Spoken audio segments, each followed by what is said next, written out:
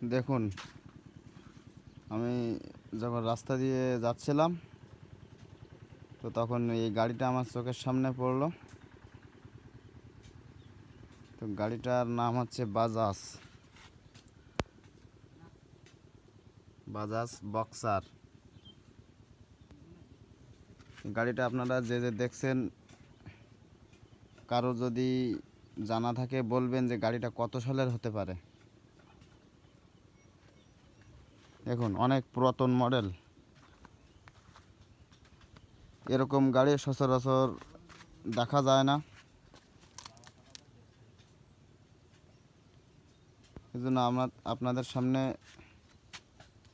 গাড়িটার বৈশিষ্ট্য তুলে ধরছি।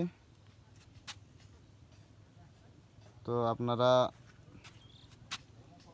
অবশ্যই বলবেন জানা থাকলে যে গাড়িটা আসলে কত সালের হতে পারে।